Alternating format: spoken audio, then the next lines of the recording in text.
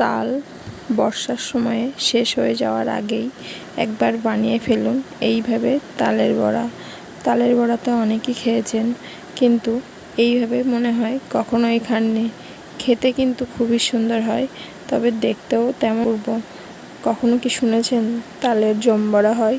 শুনেছেন তো বেসনের জম বড়া হয়, কিন্তু এখন দেখবেন তালের জম বড়া কীভাবে বানাবো। তালটাকে ভালোভাবে সেঁকে নেওয়ার পর দেব স্বাদ মতো লবণ, 1 চিমটি বেকিং সোডা, দেব এখানে কিছুটা চিনি, দেব কিছুটা গমের আটা। দেওয়ার পর এই সব উপকরণগুলিকে ভালোভাবে মিশিয়ে নেব। আমি এখানে কিন্তু কোনো সুজি ব্যবহার করিনি। এই যে ব্যাটারটা বানিয়ে নিচ্ছি, এটিকে ভালোভাবে মেখে নিয়ে কিছুক্ষণ ঢাকা দিয়ে রেখে দেব, যাতে চিনিটা ভালোভাবে এর সঙ্গে মিশে যায়। আর এদিকে কড়াইতে তেল বসিয়েছি গরম হওয়ার জন্য। তেলটা গরম হয়ে গেলে আমি প্রথমেই ছোট ছোট করে, একদম ছোট ছোট করে বড়াগুলো বানিয়ে নেব।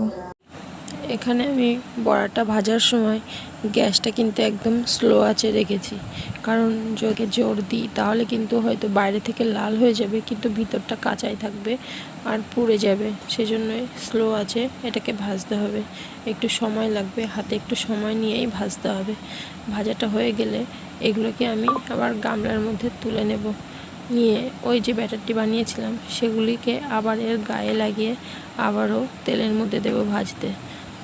তো এইভাবেই 3 থেকে 4 বার তেল থেকে তুলে ওই ব্যাটারের মধ্যেই মাখিয়ে নেব। আবার ব্যাটারটি লাগিয়ে আবার তেলের মধ্যে দেব, যেমনটা দেখা যাচ্ছে। এইভাবে 3 থেকে 4 বার করলেই কিন্তু বড়াটা অনেকটা মোটা হয়ে আসবে। তখন এটা দেখতে কিন্তু একদম জম বড়ার মতো লাগবে। সেজন্যই হয়তো এর নাম দেওয়া হয়েছে তালের জম বড়া। জানি না, এটাই তো আমার মনে হয়। আপনারা কে কীভাবে জানেন সেটা আমাকে কমেন্ট করে জানাবেন। এখানে আমার 2 বার কিন্তু ভাজাই হয়ে গেল। তো এবার এগুলিকে তুলে নিয়ে আমি আবারও ব্যাটারের মধ্যে বুড়িয়ে তেলের মধ্যে দেব ভাজার জন্য। তো 3 বার দিলেই দেখো বড়াটা অনেকটাই মোটা হয়ে যাচ্ছে। তো আমি 3 বারই দেব, আর দেব না। আর এটা যখন আমি তেলের মধ্যে ছাড়ছি তখন কিন্তু দেখতে কেমন লাগছে, কিন্তু ভাজাটা যখন ঠিকঠাকভাবে হয়ে যাচ্ছে তোলার সময় বড়াটা কিন্তু একদমই গোল হচ্ছে। ভিডিওগুলি কেমন হচ্ছে অবশ্যই জানাতে ভুলবেন না। আর আপনারাও বাড়িতে অবশ্যই ট্রাই করে দেখবেন কেমন হয়, আমাকে জানাবেন।